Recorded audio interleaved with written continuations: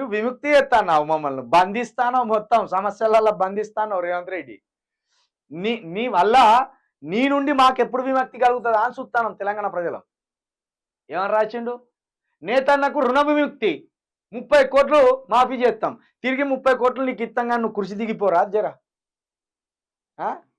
నువ్వు మమ్మల్ని విముక్తి చేస్తావు రుణాల నుండి, విముక్తి పేరుతోటి మమ్మల్ని చంపుతాను, ఆత్మహత్యలు చేసుకొని చచ్చిపోయేటట్టు చేస్తాను, గుండెపోట్లు వచ్చి చచ్చిపోయేటట్టు చేస్తాను, వెంటబడి నీ అనుచరులతోటి నరికిపిస్తాను.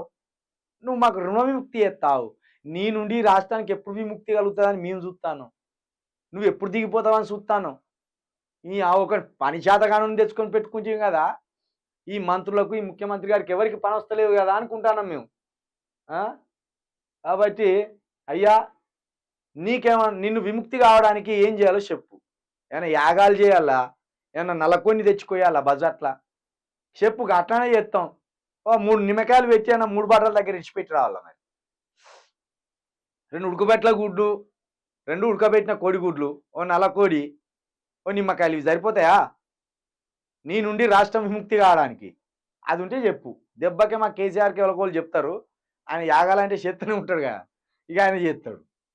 లేదా ఆడు ఉన్నాడుగా ఏనుసాని గాడు, వానికో 2 నిమ్మకాయలు అవ్వో ఇవి తీసుకుపోయి ఇస్తే మీకు ఇది మనం అందరం ఇది కామెడీగా తీసుకుంటున్నాం. కానీ కేసీఆర్ దిగిపోవాలన్నట కాంగ్రెస్కు సంబంధించిన 20 మంది అట యాగాలు చేసిండ్లాట. కొందరు కాశ్మీర్లో చేసిండ్లాట, కొందరు గుజరాత్లో చేసిండ్లాట. ఇట్లా కొన్ని వివిధ ప్రాంతాల్లో, ఈ ఆంధ్రప్రదేశ్లో కూడా చంద్రబాబు నాయుడుకు సంబంధించిన వాళ్ళు చేసిండ్లాట యాగాలు. ఓన్లీ కేసీఆర్ ఓడిపోవాలి, కేసీఆర్ ప్రభుత్వం పడిపోవాలని యాగాలు చేసిండ్లాట. మరి ఇట్లా చెడు యాగాలు చేస్తే హిందూ దేవతలు ఒప్పుకుంటారు? అట్లా ఎవడన్నా మనిషి బతకాలని చేస్తే ఓ పద్ధతి ఉంటుంది, ఇది విరుద్ధమైన యాగాలు కదా.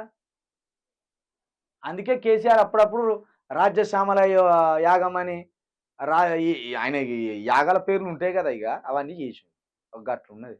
మరి గట్లనే మనం రేవంత్ రెడ్డిని దించడానికి ఆయన యాగం మొదలు పెడితే పెట్టు.